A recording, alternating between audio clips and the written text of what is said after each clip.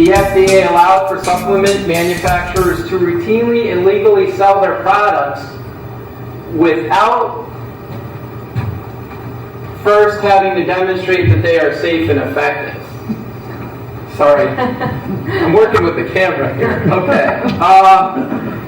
So, bottom line, the industry started to get a little bit hairy, and we really didn't know what was going on because a lot of things were put out on the market, and then all of a sudden there were reports that these things weren't so good.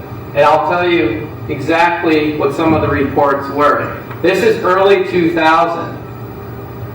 There were over 800 reports of adverse effects from one product that was a plant-based derivative. Does anybody know what it was? Has anybody ever heard of ephedra? Right. Ephedra is actually the term for, I believe it's interchangeable with the term of ma huang, which was the plant. And this plant is what led to, and when I say adverse health effects, I'm talking about strokes, heart palpitations, seizures, heart attacks. So a product that was developed to help you with your metabolism to lose weight was, in some cases, actually taking lives. Okay, so that happened in 2000. So things you would think maybe got cleaned up a little bit. Well, in 2008, since 2008, I'm sorry, so bear with me for a second. So from 2011 to 2008, the FDA recalled 400 spiked products. A product that had something in it that was dangerous. So, let me ask you again, what do you think these products were marketed for? Weight loss. Weight loss. Weight loss? What else? You were doing it before. Yeah, the double pump. This pump and the other pump. Yeah, so sorry. Yeah, I mean, there was a lot of, so there was a lot of marketing with dangerous products. And last year, Consumer Reports listed 16 dangerous substances that are still in products today on the market. In fact, one of my clients came with a product, I think it was about a month ago, and he said to me, "Can you take a look at this product and tell me if it's okay?" I said, "Sure." Spin it on the back. Sure enough, one of the big 16 was in there. I said, "You know what, pal, I would recommend, you keep reading our newsletter, and if you're going to be taking a product that's geared towards what you're looking for, that's probably not a good one." I will list some of the tested and true ones on our website. So the bottom line there is there are a lot of concerns, and so now it's a matter of, okay, well, where do we go? We see all this stuff. So now I want to shift to the next part, which is part 4, which is who's got your back. So, the first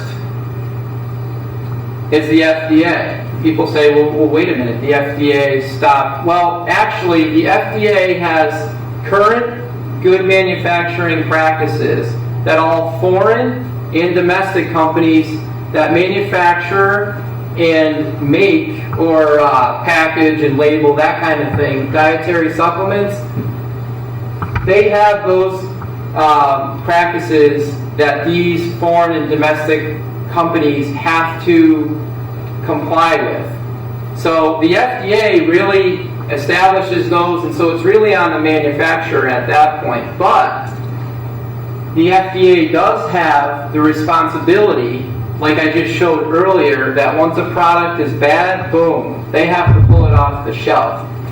So that's the role that the FDA plays to a certain degree. The other one is the United States Pharmacopoeia, which is also referred to as the USP. The USP is a scientific nonprofit organization, and they set standards for quality and purity.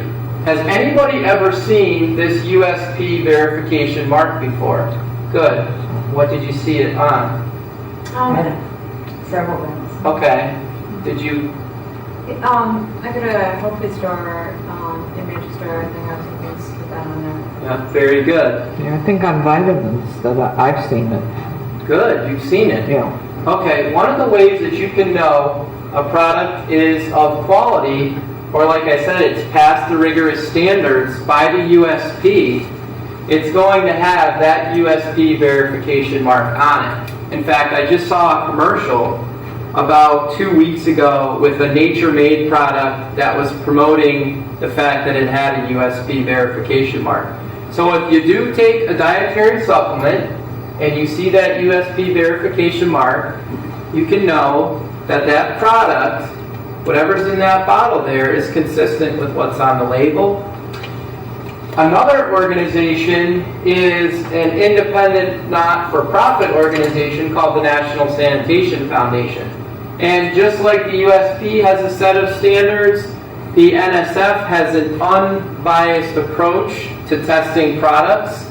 And if a product passes the NSF's standards, again, and these are all on their website, it receives the NSF certification mark, and that's listed there. So if a product has the NSF mark that's shown here, again, you can know as a consumer that it's probably a quality product. The other, and this might be the leading independent researcher out there, is Consumer Lab. And they do independent testing, and on their site they list different products that have been approved or not approved by their rigorous standards. And if a product meets their rigorous standard, it's going to have that CL seal.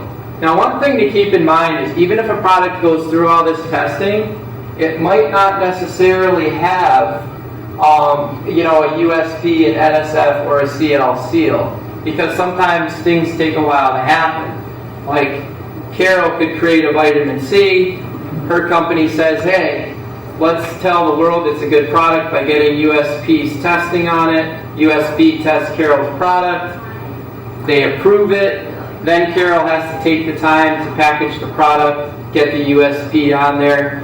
So sometimes it does take a while, for some of these things to happen. But you can go on the different websites, and they do help you out. And speaking of, the last, this is actually, the Office of Dietary Supplements is affiliated with the National Institutes of Health. And this is another great resource you can go to find out mostly about the research that's been done about dietary supplements. And that's another resource that I like to use. So before I go into the final section of today's presentation, I just want to share a little bit of a personal story, and then I want to take a few questions before I go into the last part.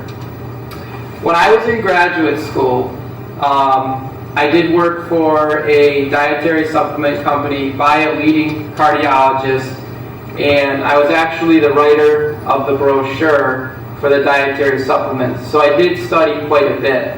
And I went to an anti-aging conference that took place in Las Vegas, and I did see a lot in the supplement industry. And then I ended up meeting another doctor who is a leading doctor in terms of anti-aging type of stuff. And one of the things that I want to share with you tonight is that there are a lot of companies out there that are involved in something called network marketing. And that might be the leading way that people learn about something, or things spread quickly. And a network marketing is similar to a pyramid scheme. So if I buy Carol's vitamin C, and then Carol gets some money on that. And then if I sell it to Dan, then I get some money from Dan, Carol benefits from that as well. So a lot of times you'll see these network marketing companies, and that's how products can spread really, really fast. And a lot of these products can be pretty good, and a lot of them may not be. But a lot of times, like I mentioned earlier, the hype can take over, and a lot of times people get lost without looking at the scientific research to back the quality of the product. So that's why I wanted you to know about these.